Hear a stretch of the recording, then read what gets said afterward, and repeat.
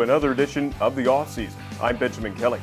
Well, we got plenty to get you caught up on with the Arizona Fall League from the previous week, and later we'll be joined by Naturals right-hander Josh Staumont. He's also one of the hardest throwers in baseball.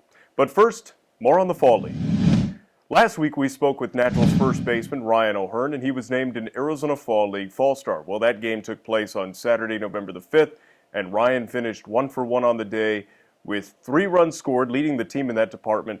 He also drew a couple of walks for the Arizona Fall League West All-Stars, and the West did win that game by a final score of 12-4. The big man currently ranks 3rd in the Fall League in average with a .362 average, and also ranks 2nd in on-base percentage with a .464 clip. He's collected 2 or more hits in 6 of his last 10 games and has doubled in 4 of his last 6 contests. One of the guys that we haven't spoke too much about is Mauricio Ramos, mainly because he's limited to just a couple of games a week being on the taxi squad, but he's made the most of his most recent games. On Tuesday, November 8th, he finished 2 for 5 with a double and a run scored. Ramos is hitting .214 in 11 games played with a home run, 5 RBIs, and 3 doubles. Now here's a look at all of the offensive players this season for Surprise. As you can see, Corey Toop's hitting .259 with a couple of home runs and 4 RBIs in 12 games. His bat has remained steady.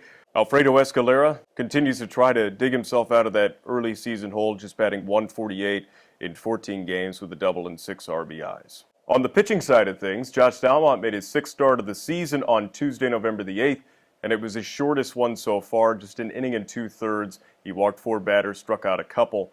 But we'll talk to Josh later on in the program and hear just how his overall Fall League experience is going.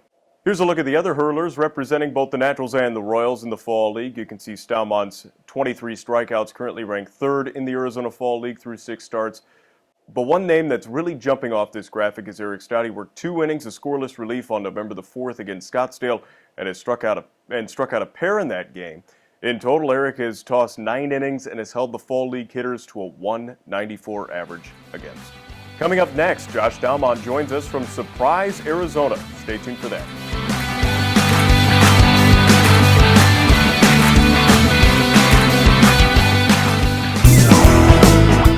Make sure you get a head start on Season 10 of Naturals Baseball. Season tickets are available now, and you won't want to miss any of the fun this year. Remember, the sooner you get them, the better your seats will be. For more information, visit nwanaturals.com or give us a call at 479-927-4900. Now let's get back to the show.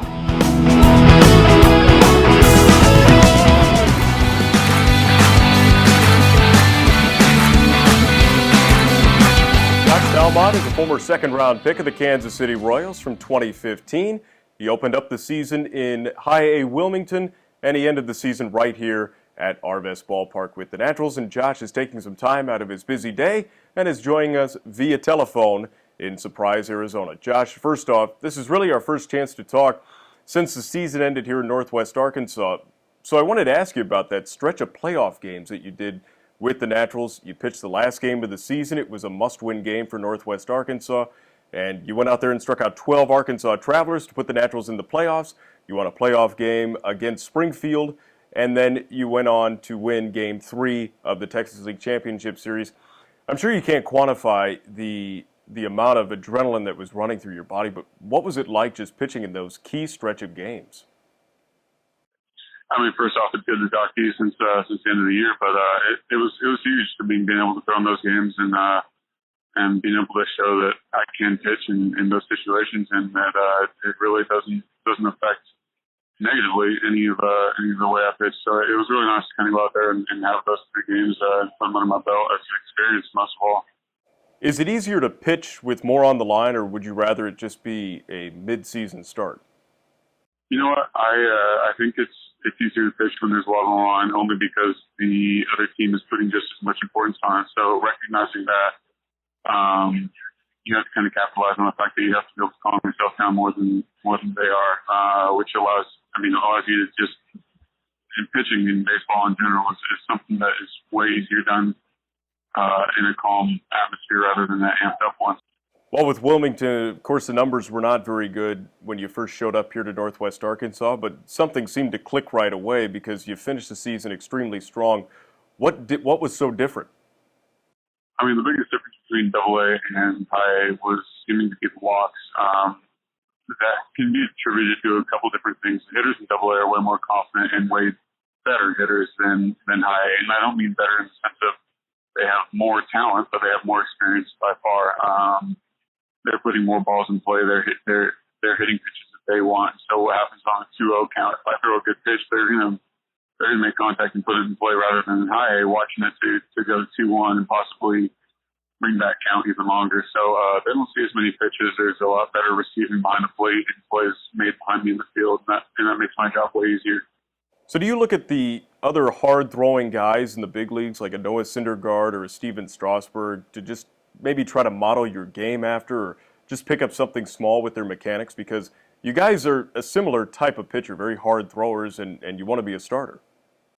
I think it's foolish if you don't look to guys that are way better than you and try and at least model or kind of interpret what they're doing and why they're doing it. It's very easy to look at a guy and imitate what he's doing, but as that's familiar with baseball knows, baseball is so unique and individualistic that everybody works differently. So you don't have to be the same size, height, and everything, and you can still throw the ball just as hard as somebody else that may be way physically more mature or bigger than you. So I think that's the hardest part about baseball, mimicking and imitating all the on the major leagues, is that their bodies just work differently than yours, and you may work extremely efficiently for yours, but it's almost impossible to mimic that. So looking up in the major leagues and kind of taking everything that they have is very hard to do, but I think taking little things like watching how they get the ball out of their glove, get their front side up, and really stay focused in the zone is a huge benefit for guys like me trying to make it up there. Well, Josh, you're 6 starts into your season of the Arizona Fall League, and you currently rank 3rd in the circuit with 23 strikeouts in 20 innings. But overall, what's the experience been like for you? The Fall League's been great. I mean, it's just been an incredible experience to be out here with such talented guys. I mean, it's definitely not an easy league. Again, it's towards the end of the year, so everyone's tired. Everyone's really probably about 160, 170, 180 games in now. So it's really kind of dragging towards the end of the year. But it's an incredible group of guys that we get to experience. I mean, there's 5 teams out here and 25 other teams that we're playing against, and seeing each and every organization, how they work, and each player in that organization, it really is a humbling experience, to say the least. How much do you welcome that challenge of facing a tough lineup day in and day out against the elite of the minor leagues right now? Oh, I mean, I'll take a challenge every single day of the week, rather than something that's going to be an easy accomplishment. So I love it. I mean, it's phenomenal. It's again, it's towards the end of the year, so there's going to be times where you're throwing and you don't really feel as fresh as normal, but you really have to toss it out the window so you can have a bad outing here and there, and really just understand that although this league is very important and carries a lot of weight in some people's eyes, you can't let it feel that way with you. So some guys have a tough time out in this league because it's only a month, and again, it's at the end of the season. But I mean, it's a super nice way to put into perspective how much you've accomplished through your minor league career and potentially a future. All right, Josh, so after the Fall League season ends, what's the rest of your offseason look like? Yeah, what's left of my offseason looks like a lot of time spent in the gym. I mean, there's really not too much time, unfortunately, to go out and have very much fun this year. So it's probably going to be spending mornings in the gym, a little bit of lunch, and then we're going to be heading back. So it's not necessarily a super fun offseason this year, but maybe next year it'll be a little bit more fun.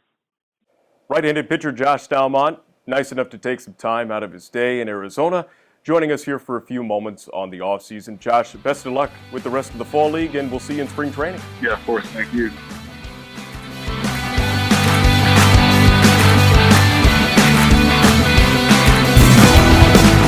Discounted mini packs for Season 10 of Naturals Baseball are on sale now.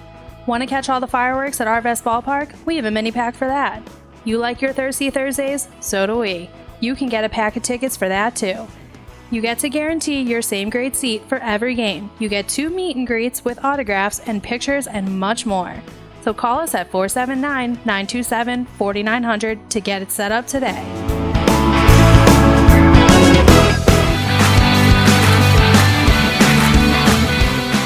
Wrapping things up on this edition of the offseason with a couple of news and noteworthy items from around the Royals organization. Kansas City announced earlier this week that they outrighted right-handed pitcher Dylan Gee and outfielder Daniel Nava to AAA Omaha. Both those guys elected to go to free agency instead. So the good news is that it opens up a couple of roster spots on the Royals 40-man. And that count right now is at 37, so they have 3 vacancies to fill, and they don't have to make those final decisions until the end of November. Another noteworthy item is that Royals beat writer Rustin Dodd recently reported that Dayton Moore said that he'll look internally to fill the vacancy in right field for Kansas City. He's looking at 2 former Naturals, Hunter Dozier and Jorge Bonifacio. Dozier, as you know, made his big league debut this past season with Kansas City. He played in 8 games for the Royals, appearing in right field in 7 of those, and made 5 starts in right for the Royals. Bonifacio has yet to make his big league debut. He hit .277 in AAA Omaha this year, finished 3rd in the league in RBIs with 86, and tied for 2nd with 17 outfield assists. So keep an eye on those 2 guys and the battle for right field as spring training rolls around. That will do it for this week's edition of the Offseason. Remember that you can tweet your questions for the weekly interview by using the hashtag Naturals Offseason to the Naturals Twitter at NWA Naturals. And we'll let you know via Twitter who next week's interview will be so you can get those questions prepped. Special thanks to our guest today, Josh Staumont, for joining us for a few moments, taking some time out of his Arizona Fall League schedule. And for our video producer, Beth Salazar, she does a great job every week. I'm Benjamin Kelly saying thanks for watching. Only 148 more days until opening day, so enjoy the rest of this one.